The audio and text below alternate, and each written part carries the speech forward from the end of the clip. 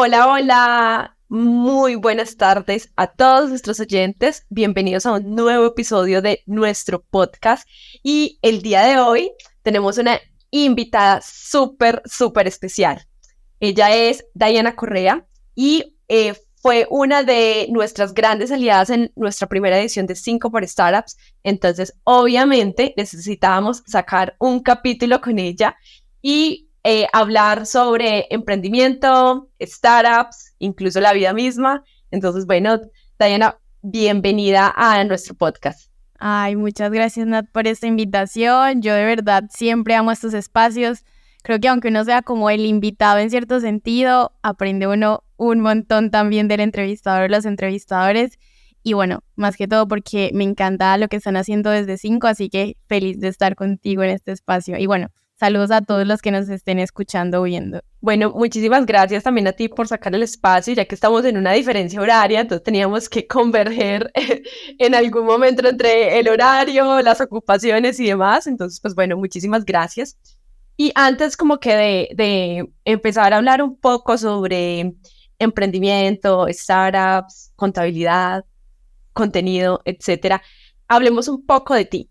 Cuéntanos quién es Diana, qué ha hecho, de dónde viene. Vale, sí, es que últimamente, bueno, siempre me ha interesado mucho el autoconocerte, sabes, el hacerte estas preguntas que nadie te hace y lo típico de ¿quién eres? ¿Quién soy? Es como... Sí, además como que no hay una respuesta nunca a eso, ¿no? Es como, ay, ¿quién eres? Ah, bueno, soy Natalia, pero es que tú no eres tu nombre, ¿no? ¿Qué eres? Ay, soy diseñadora, no, pero eso es tú. Pero tú no Bueno, eres tu pero profesión. entonces, sí, entonces, bueno, Sí, defínete como tú te quieres definir. vale. Sí. O sea, primero que todo, soy una gran apasionada por el mundo de los negocios, pero he descubierto que más allá de todo ese mundo de los negocios, es como mis ganas de ayudar a las personas a hacer sus sueños realidad, ¿no?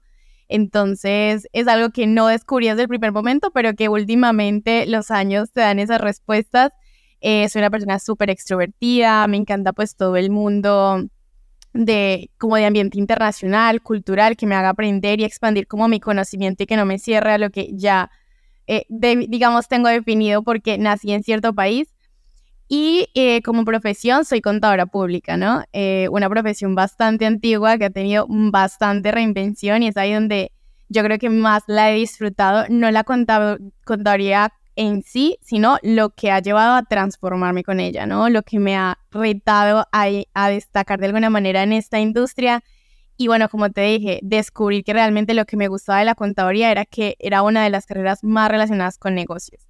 Y así para resumirte y luego hacerlo más conversacional, también soy creadora de contenido, emprendedora, como muchos de los que estén escuchando este podcast. Tengo un emprendimiento o startup que apoya básicamente en estos temas legales, contables y sobre todo de capacitaciones o formación a todos aquellos emprendedores que quieran hacer las cosas bien desde estos ámbitos. Y bueno, me encanta el marketing, así que tengo como un poco de temas polifacéticos y siempre estoy como muy ansiosa de aprender, pero creo que todo se une de una manera muy chévere que me ha permitido de alguna manera triunfar de alguna manera, valga la redundancia, en mi emprendimiento. Bueno, es que igual para uno emprender le toca aprender de todo, ¿no? O sea, es como que, bueno, tú empiezas, tú emprendes, pero así seas único, la única persona en tu negocio o tengas un equipo, necesitas saber de contabilidad, necesitas saber de leyes, necesitas saber de marketing. Obviamente, pues no como súper profundo en todo, pero sí necesitas tener un bagaje para poder sobresalir o sacar adelante ese emprendimiento. Y bueno, tú mencionas que tienes a Go Startup y cómo, y también, ¿no? Como esto que contabas, bueno, la contabilidad, que es una carrera que lleva muchísimos años, como contabilidad, derecho y medicina, ¿no? Son como esas carreras que se mantienen durante el tiempo. Las top carreras que van a desaparecer, básicamente. Pues no creo que desaparezcan, pero tienen que reinventarse muy bien. ¿Cómo llega esa Diana que aprende contabilidad al mundo de las startups, ¿no? Que es un mundo que cambia constantemente, ¿no? Sí. Que es un mundo súper, digamos que de los últimos 20 años aproximadamente. Entonces, ¿en qué punto convergen estos dos mundos para Diana? Bueno, yo creo que todo puede tener como un porqué, inclusive desde tu formación o lo que viste en el colegio, lo que viste en la universidad. Y hay algo muy particular, como te digo, que yo creo que en los años, o sea, estoy dándome cuenta que es como que he reflexionado. Este año ha sido para mí de mucha reflexión y hay algo que a mí me tocó, por ejemplo, en mi vida, digamos, juvenil o en mi adolescencia. Bueno, ya cuando ya vas a empezar la universidad, porque es súper loco, en España tú no vas a empezar a los 16 años la universidad, pero en Colombia sí, y bueno, básicamente es tu adolescencia como tal, o sea, 15 años, 16 años, estás como descubriendo quién eres, y a mí me tocó algo que fue la educación a distancia, ¿no? Entonces yo para ese momento lo veía traumático, o sea, tipo, no voy a vivir la vida que van a vivir todos mis amigos que están, en mi caso, mi familia es de un pueblito cerca de Pereira, no era ni siquiera Pereira, y yo lo veía como, no, esto es lo peor, yo estoy estudiando a distancia, pero resulta que ahí como que me apasioné mucho por las herramientas tecnológicas, por tener una buena habilidad comunicativa con mis compañeros, porque si no iba a ser imposible con relacionarme con gente de más edad. O sea, yo era de 16 años, pero a distancia había gente que probablemente ya sabía hacerlo de un contador y necesitaba su título. Te pongo un ejemplo. Y todo este tipo de cosas que no vine yo luego como a entender después de muchos años, de que me hicieron tener esa curiosidad, ¿no? ¿Qué herramientas pueden hacer mejor mi comunicación con mis compañeros? ¿Qué herramientas me pueden facilitar mi aprendizaje? Y que justamente ahí fue cuando empecé a subir mis videos en YouTube para tratar de recordar, porque tú cuando estudias a distancia tienes módulos que ves, o bueno, si en la universidad tradicional me imagino que es lo mismo, pero creo que en distancia es mucho más difícil, porque si tú estudias cierto módulo y luego tienes que esperar otra vez para ver un módulo y no estás yéndolo como clases semanales, cuesta un poquito más. Entonces yo empecé a grabar mis videos, empecé a dejarme ese recordatorio para mí misma de esto se hace así, y mucha gente le empezó a interesar. Entonces esa pasión por el mundo de startup es como, bueno, todo lo que es en los negocios, pero como a través de tecnología, herramientas, cosas que hagan más ágil el trabajo, puedan aportar valor, ¿no?, a la sociedad de alguna manera. Entonces, creo que ahí vino mi pasión. ¿Por qué? Porque sentía que otras industrias, o por lo menos las industrias tradicionales, no me ofrecían como eso que a mí me encantaba aprender. Lo típico de que en unos añitos atrás le decías a alguien que si usaba, no, WhatsApp no, pero no sé, otra herramienta, por ejemplo, toda la casa de Google, que la sepa manejar unos años atrás como que no era tan común, o por lo menos en mi experiencia. Y a mí era algo que me gustaba, es algo que siempre quise aprender, entonces creo que de ahí vino como esa intriga de querer saber de ese mundo, de todo lo que era como innovador. Y a través de podcasts como estos, que recuerdo mucho digamos, de un podcast de un pereirano también de nuestra tierrita, todos los emprendimientos de los que hablaban que están relacionados con tecnología era como, no sé, como que me llamaba la atención, y todos resaltaban la importancia de una contabilidad, resaltaban la importancia de tener las finanzas organizadas, hablaban de rondas de inversión, hablaban de lo bueno que es conocer cuando tu empresa le está yendo bien o mal. Todo como que le daba valor al CFO que llaman hoy en día, pero era el contador, y eso a mí como que me llenaba demasiado, porque nunca había escuchado hablar tan bien de alguien como con tanto interés de mi perfil, y eso me apasionó y dije, yo quiero ser esa persona que entienda de estas empresas y que de alguna manera esas empresas le den el valor a mi profesión o a lo que hago. Entonces creo que más o menos hablo mucho, pero todo esto me llevó a decir, wow, me encanta esta industria, quiero ser parte de esto. Bueno, ahí es como la importancia de no encontrar como lo que te inspira, ¿no? O encontrar ese alguien que te generó esa motivación para tú empezar a investigar, empezar a meterte y bueno, y llegar pues hasta el punto en el que estemos hoy, ¿cierto? Y es como, de cierta manera me siento identificada, ¿cierto? Porque es como que, bueno, si bien yo como que yo estudié diseño de medios interactivos, que es como toda la parte de diseño UX, UI y todo esto, pero hasta hace como 6 años ya como que bueno, tú dices, bueno, sí, yo diseñé una aplicación, pero era como ya, también siempre me interesaron muchísimo los negocios, ¿cierto? Siempre yo, uy, qué chévere, como no sé, si una mujer de negocios y todo esto. Eh, sí, entonces como que cuando empecé a descubrir, uff, hay negocios detrás de las aplicaciones, porque antes era como muy, ¿cómo decirlo? En la universidad era como, bueno, los ejercicios de la universidad, no sé qué, pero como que esta vaina de que puedo hacer un negocio y puedo construir una empresa a partir de esto es como te vuela la mente, ¿no?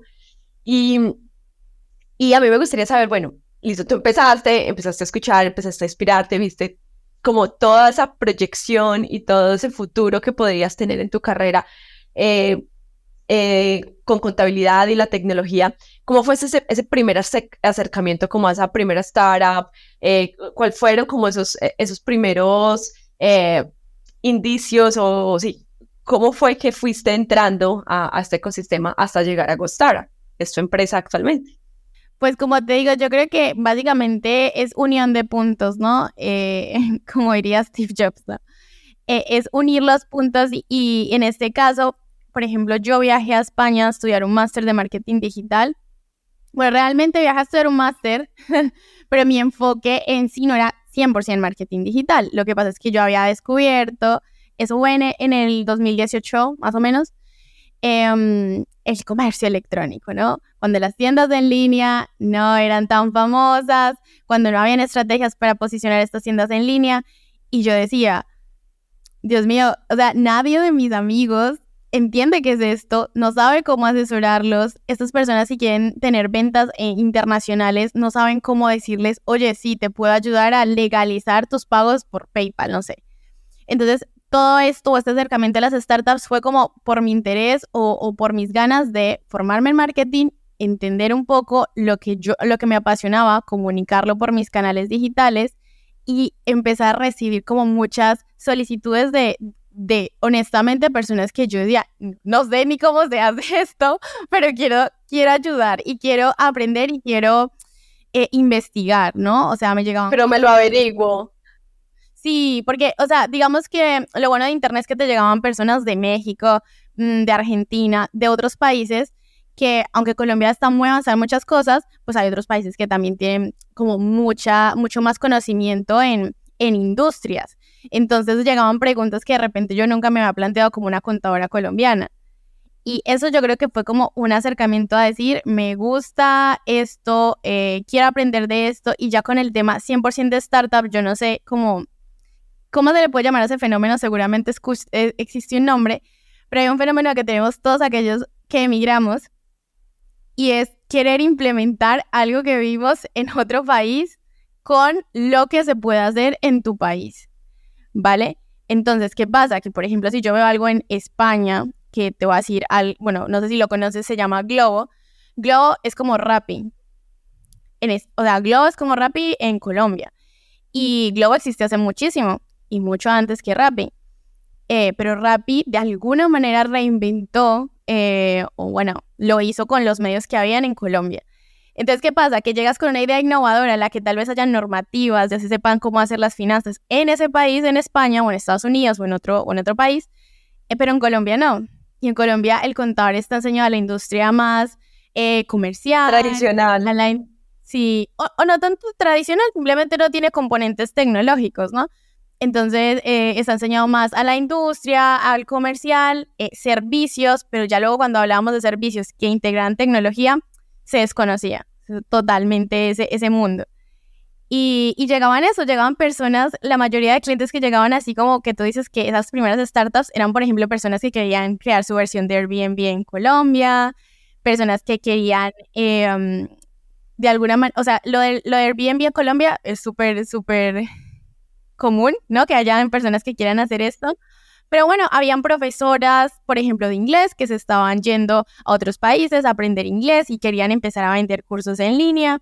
Entonces, claro, ahí estaba una plataforma como Hotmart. Luego estaba una plataforma como la que ellas quisieran desarrollar para poder, de alguna manera, ofrecer sus clases. Y esto tenía componentes tecnológicos. Y luego, obviamente, todos ellos luego querían escalar, recibir inversión y era como, esto no lo está haciendo en mi cabeza, obviamente esto no lo está haciendo nadie y yo aquí veo una oportunidad. Y más o menos eso fue como mi acercamiento, ¿no? Un poco internet, las preguntas que recibía y empezar como a empaparme de cómo se hacía, porque finalmente si no estudiaba de eso, pues era un poco imposible, ¿no? Hacerlo realidad. Bueno, aquí nos dejas una bueno, un súper consejo, una súper lección y es, bueno, de verdad, cómo nos apalancamos en que somos un mundo súper globalizado, ¿no? Y es como que muchas veces en el día a día, pues las personas que no están como tan inmersas, obviamente, en este mundo, olvidan eso, que somos, o sea, hoy estamos súper globalizados y podemos hablar con alguien de Japón ya si queremos, ¿cierto? Podemos vender un producto, podemos darle clase a alguien en Austria o lo que sea, y es como que, o sea, eso, cuando si nos sentamos y lo pensamos, es como te vuela la cabeza. Y tuviste esa oportunidad y aprovechaste esos recursos y que aún, obviamente, los que nos están escuchando las pueden aprovechar. Y es como, ok, ¿cómo hago? ¿Dónde veo las oportunidades de este mundo globalizado y que yo puedo aportar, pues, muchísimo, muchísimo, muchísimo valor? Y ahora, bueno, estamos hablando, listo, entraste al mundo de las startups, empezaste obviamente a ir solucionando los problemas como de la gente. Cuéntanos un reto que haya sido, o sea, que lo recuerdes muchísimo y hayas aprendido un montón de eso, entre algunas de esas preguntas que esas personas te hacían en las redes o en el correo, lo que sea. Bueno, hay una historia que me encanta comentar porque está relacionada con el síndrome del impostor, que muchos emprendedores lo tenemos y seguimos aprendiendo día a día de ello. Pero en mi caso, en mis primiparadas de hacer consultoría, no como contadora, porque, o sea, hay colegas mayores que yo de mi edad que no hacen este tipo de servicios, o sea, no hacen consultoría online. Y además, no tener como una marca asociada, en mi caso, mi marca personal asociada soy yo, cuesta mucho que una persona que no confía en las ventas en línea, que nunca, o sea, que le va a confiar sus finanzas, su información a un cliente o a un contador que no conoce, o sea, yo a veces lo pienso y digo, esto es loquísimo, lo que se consigue, ¿no? Pero obviamente a través, me imagino, de esa confianza que has generado como marca personal. Entonces, básicamente, se me olvidó lo que me preguntaste. Que un reto que has Ya tenido, me ¿no? acordé. Yo estoy tantas vueltas.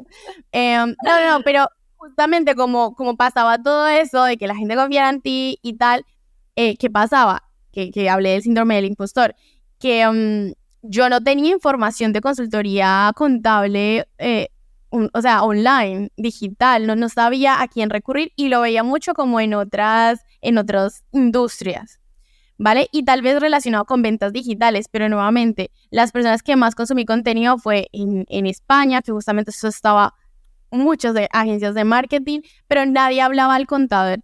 Entonces, ¿qué pasó? Que yo empecé a recibir asesorías.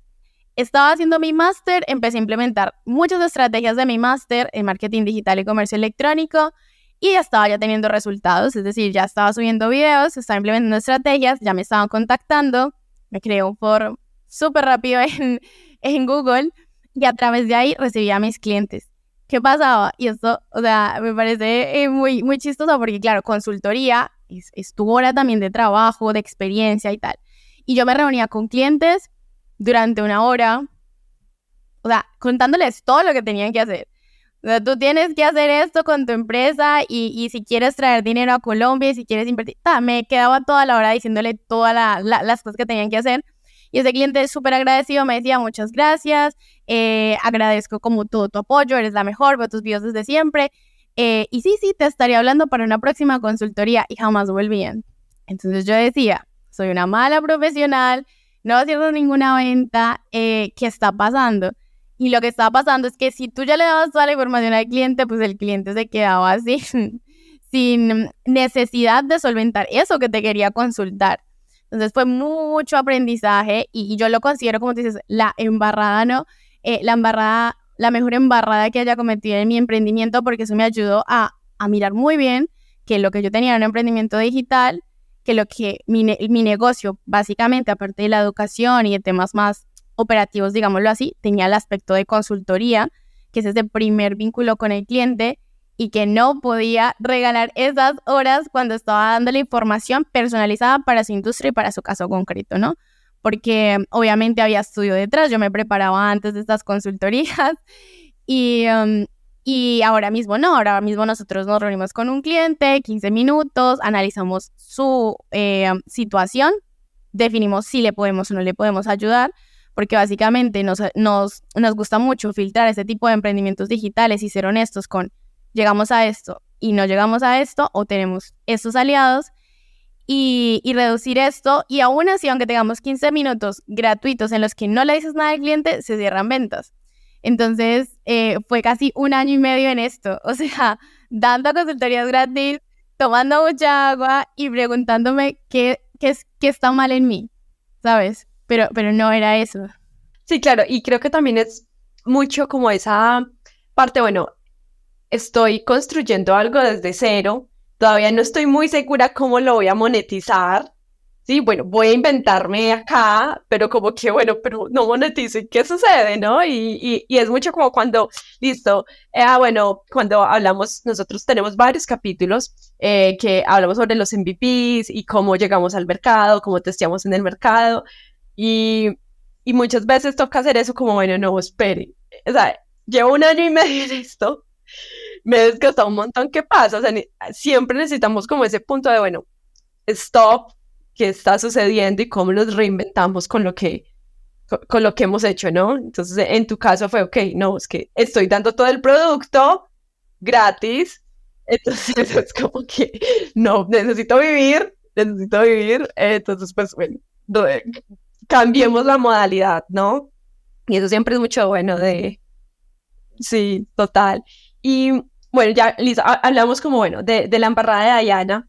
Eh, ya has venido, pues obviamente, con una experiencia brindando consultorías y todo eso. ¿Cuáles son como 1 o 3 errores que tú ves o preguntas que ves muy frecuente en los nuevos emprendedores? Para que los que nos estén escuchando puedan aprovechar este espacio que tenemos contigo y les contemos como cuál es eso que es recurrente y cómo lo pueden resolver. Vale. Sí, bueno, pues aunque se hable mucho del mundo startup, vean que luego las startups crezcan y, como te dije, son unas del tipo de empresas o industrias, podría decirse, que le da valor como a ese contador, sabe que tiene que tenerlo ahí, sabe que las finanzas son importantes porque literalmente es donde se toman todas las decisiones, ¿no? Uno de los errores justamente es no tener esa conciencia antes y una de las preguntas más frecuentes es justamente como cuándo es el momento adecuado como para formalizarme, como para crear empresa, para empezar a contratar un contador, ¿no? Entonces, esas son como las preguntas porque hay mucho miedo alrededor de los impuestos, mucho miedo alrededor de las multas. De hecho, hace poco hice un video del caso de Kika Nieto, ¿no? Que es una creadora de contenido, que justo ese es otro de nuestras especialidades, ¿no? Al yo crear contenido y tener contratos con otras marcas de otros países, hay una necesidad ahí, ¿no? Que son muchos. De hecho, casi todos mis amigos que crean contenido tienen su propia SaaS, donde hacen todo, o sea, su propia empresa. Entonces, hay una oportunidad ahí, o sea, hay creadores de contenido que tienen varias líneas de negocio y crean empresa. Pero esa es su principal pregunta, es decir, ¿cuándo es el momento adecuado para formalizarme? ¿Cuándo debería crear empresa? Y ese temor a la DIAN, ¿no? Entonces, una de las cosas que yo creo que tenemos que tener conciencia es que la formalidad, sí, también hay una... Bueno, yo también le tengo miedo a la DIAN, la O sea, verdad. tengo miedo y se me vienen como todos los memes que uno ve en esta época de declaración de renta y demás. O sea, sí, todos le Totalmente. Exacto. Recuerde su fecha. Em, sí, o sea, es cómico y hasta que no pasan casos mediáticos que realmente te dicen, uy, ¿será que tengo que declarar o tengo que hacer esto? Pues como que no se genera esa conciencia. Pero yo lo que le podría decir a cualquier emprendedor es que la formalidad de alguna manera es un camino igual de importante que tu MVP, igual de importante que el socio adecuado, igual de importante que tu talento, porque finalmente eso es lo que te va a permitir, si estás soñando ser una startup, pues la mayoría de startups les piden que tengan una empresa en Estados Unidos o que se constituyan en Estados Unidos o que tengan de alguna manera esa conciencia en términos financieros, ¿no? Como ese expertise, por decirlo así. Y si estás totalmente desligado de estos profesionales, si estás totalmente desligado de entender las finanzas de tu empresa o entender que en algún momento vas a tener que pagar impuestos, pues es complicado estar en esa industria. De hecho, hay muchas de las cosas que ya en la parte legal, es como digo, esto es un mundo, o sea, hay muchas cosas que aprender en en esta industria o bueno, en esta tipología de empresas, porque hay cosas que ni siquiera están reguladas en Colombia, ¿no? Que dices, ¿y cómo hago con esto? Sí, es que ni siquiera existe una normativa para esto. Entonces yo creo que ese sería mi consejo, como que dentro de lo que haya, ¿no? De la normativa que haya en Colombia, esa formalidad a veces no cuesta. Como tú decías, si tú tienes un MVP, oye, no cuesta nada. Si tú eres una única persona, pues ir a la Cámara de la DIAN, a la Cámara de Comercio, registrarte, sacar tu RUT, empezar a llevar una contabilidad, aunque sea en Excel, que te permita luego tomar decisiones, ¿no? Porque finalmente mucha gente dice, bueno, no tengo un contador, vale, pero tienes un Excel en este caso, que bien o mal, si estás registrando diariamente lo que estás comprando y lo que estás invirtiendo y los ingresos que estás recibiendo, de alguna manera es una base para el momento en que decidas contratar a alguien, que literalmente empezar de ceros y como que no haya un orden, sino ese sueño de querer tener una startup o querer emprender. Porque eso sí, eso creo que te apaga. Y no es necesario como ir generando ventas, ¿no? Esto que tú mencionas es súper importante y eso fue algo que también nosotros aprendimos mucho después y es llevar ese registro de inversión, ¿no? Ese registro, listo, estoy invirtiendo en estos equipos, si estoy invirtiendo en un salario, entonces he hecho este salario o he trabajado tantas horas, porque a la final eso es lo que va a ir valuando también mi empresa, ¿no? Exacto. Es que si tú ves, por ejemplo, cuando hacen rondas de inversión o cuando hay empresas que están buscando su primera, justamente lo que ustedes hicieron hace poco, ¿no? En la que estuvimos nosotros participando. Finalmente hay preguntas mucho más técnicas que ni siquiera van dirigidas al financiero de tu empresa, van dirigidas a el que está fundando la empresa. Y para el inversor o para el VC o para cualquier persona puede ser básico, inclusive hasta como de norma que tú lo sepas.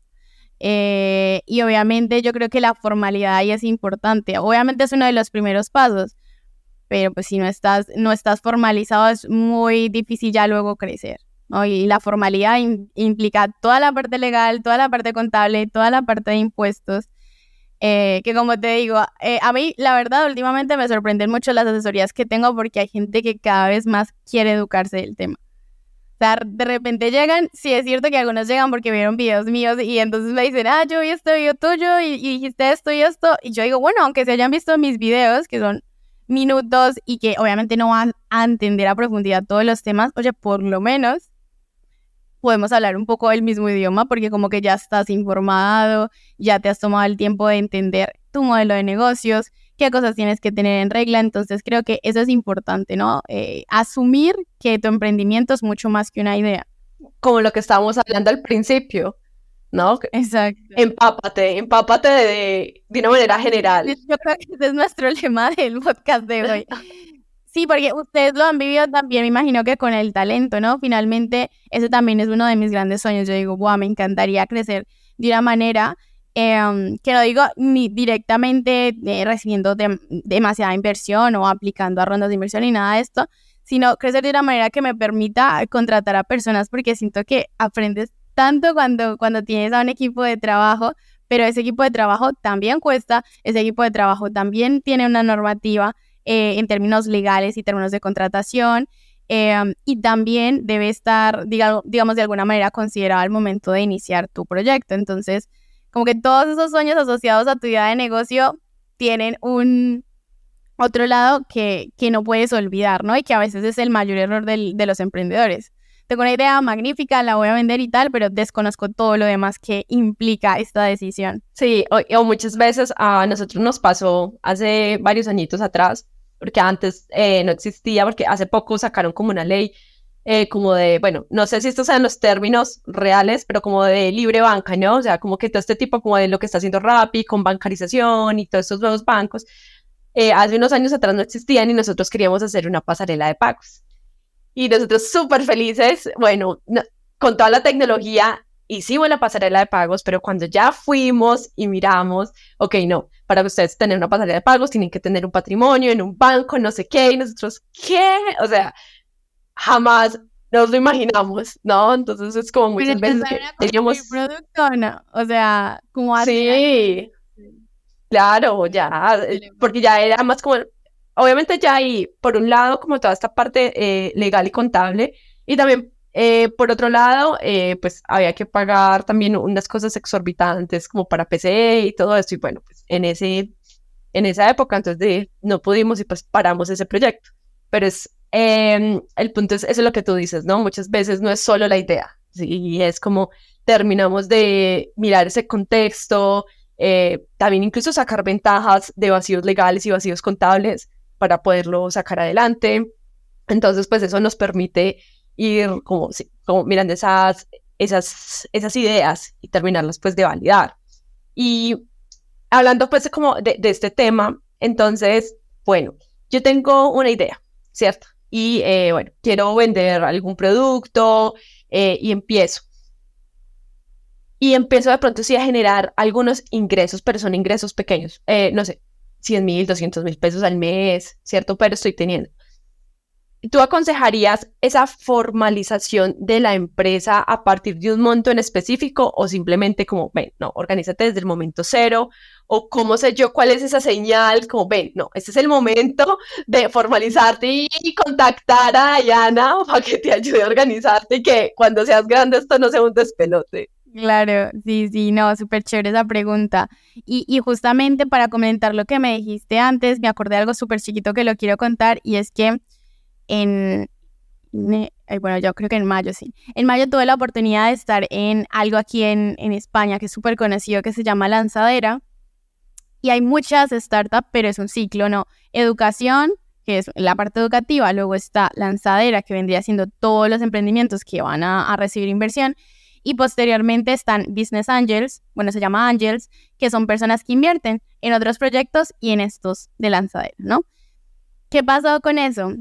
Habían muchos proyectos que estaban relacionados con inteligencia artificial, porque pues sabemos que es tendencia, y aunque existe y la usamos desde hace muchísimo tiempo, pues ahora como que ChatGPT lo ha democratizado un poco más.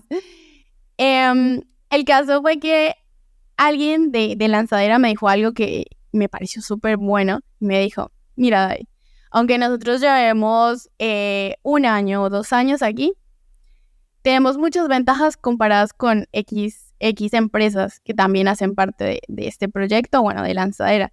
Y yo quedé como, ¿y yo sé qué me está contando? Y me dijo, sí, Diana, porque nosotros ya hemos contratado a la parte legal, ya hemos registrado nuestra marca, ya hemos hecho proyecciones de lo que queremos hacer con el tema de contratación, con el tema de tecnología. Y esto para nosotros no es el último paso, esto para nosotros es el primer paso.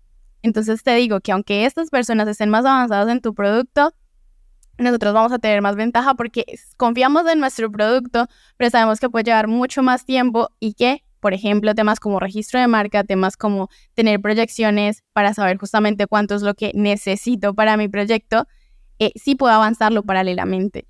Y yo me puse a pensar, y es cierto, ¿no? A veces cosas tan insignificantes como, insignificantes no, muy significantes como el nombre de la marca para el tema de tu dominio web, para el tema de tu presencia digital, para el tema de, oye, a lo mejor mi marca ya está registrada y yo ni siquiera lo sé. Entonces, quería resaltar solo eso, como que él me dijo eso y me dijo, justo lo resaltó como un valor diferencial y un plus de ellos como emprendedores, ¿no?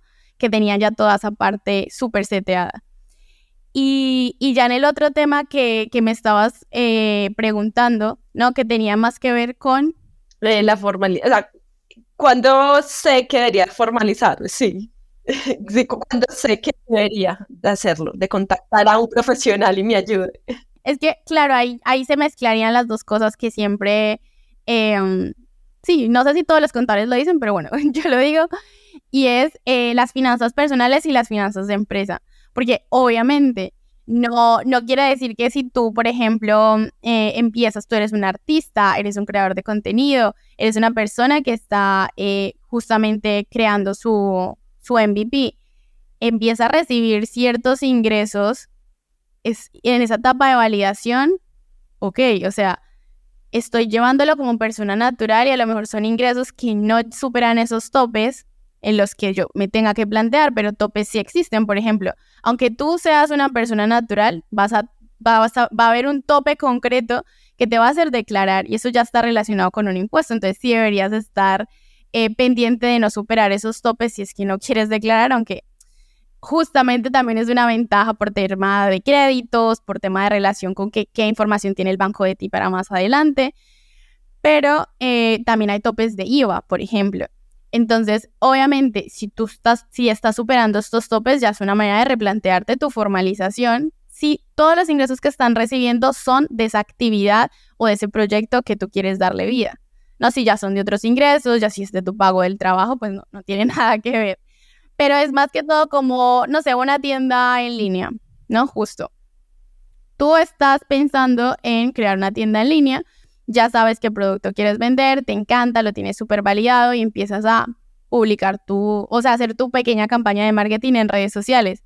Y ves que hay mucha gente que te está contactando, que quiere tu servicio y tal. No está mal que esas primeras compras en sí están validadas, ni siquiera sabes qué exponencial puede hacer, pero si de repente esas compras son recurrentes todos los días, algo te está diciendo, oye, mínimo tengo que registrarme ante Cámara de Comercio bajo la actividad del producto que estoy vendiendo y mínimo tengo que ir a gestionar mi RUT con mis actividades económicas, que eso es gratuito. Y mínimo tengo que tener mi Excel que me permita de alguna manera centralizar toda esa información que me está entrando, ¿no? Que obviamente ahí ya es cuando se buscan. Sí, porque así no, es que ahí es cuando llega justo alguien, con esa pregunta que tú me dices, llega alguien a nuestro emprendimiento, una consultoría y dice, es que no sé qué hacer, no sé si quedarme como persona natural y como persona jurídica. Entonces, nuestra pregunta es, dime qué información tienes financiera. O sea, tu Excel, tu declaración de renta como persona natural, que asocia obviamente esos ingresos y esos gastos, y ahí vamos a tomar decisiones.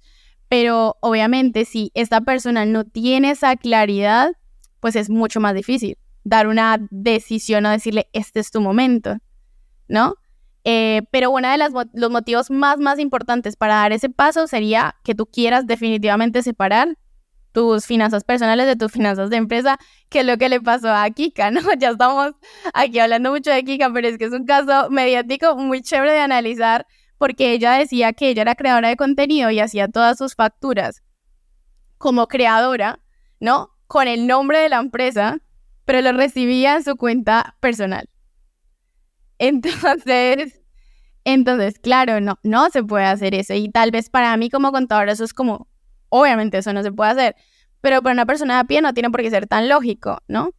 Y si no está como tan metida en el tema y no entiende que son cosas distintas y que tu factura queda el nombre de tu cuenta bancaria, de tu empresa o de tus cosas personales, pero no es mixear todo y mezclarlo. Entonces, hasta en estos casos se aprende, ¿no? De por qué es importante y qué es lo que yo quiero, ¿no? Crecer, recibir inversión, obviamente vas a tener que estar constituido y formalizado.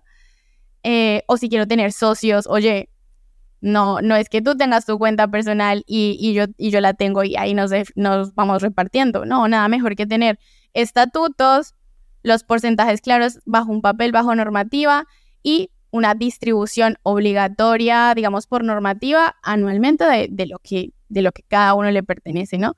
Entonces, yo creo que más que todo eso serían como las señales, las red flags. Bueno, ya sabemos, siempre al menos manejar así sea como que invertí 200,000 pesos este mes para mi micrófono, lo ponemos porque eso hace parte de ese proyecto que estamos haciendo. Necesitamos tener ese control para que el día de mañana, que cuando nos contactemos con Diana pueda ver y nos pueda guiar de una mejor manera con lo que pues estemos haciendo.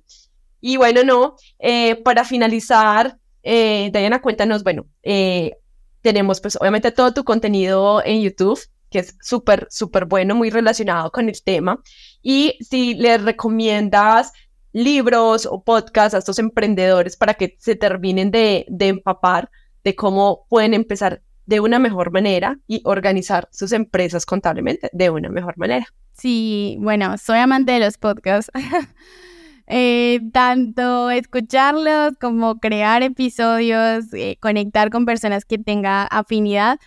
Uno de los podcasts que más me gusta es Startupeable, También me encanta. porque sí, porque bueno, es un podcast 100% de Latinoamérica y creo que aprendo mucho en cada episodio. Somos Emprendete es el podcast que justo digo que hay alguien que es de Pereira, que se llama Juan Pablo, que me parece, o sea, que uno de los que me motivaron honestamente, que son los de Naranja Media, a crear mi podcast, es la realidad.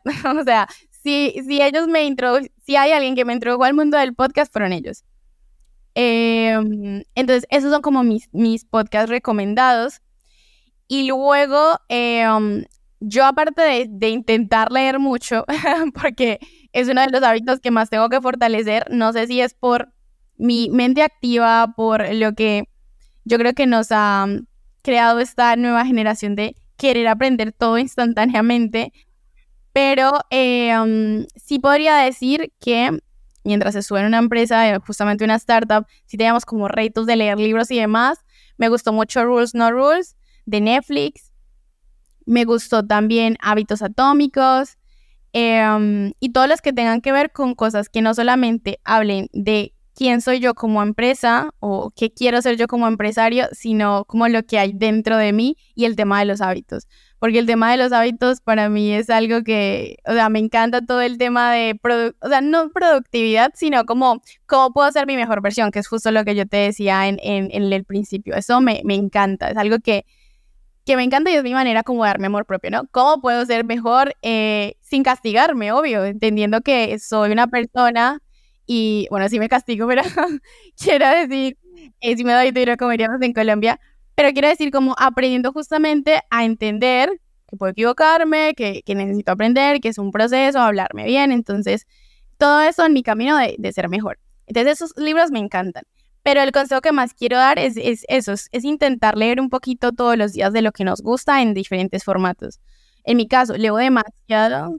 Sí, o sea, leo demasiado, pero o sea, me puedo llegar a pasar una hora por la mañana, una hora al mediodía, una hora en la noche leyendo algo que me gusta.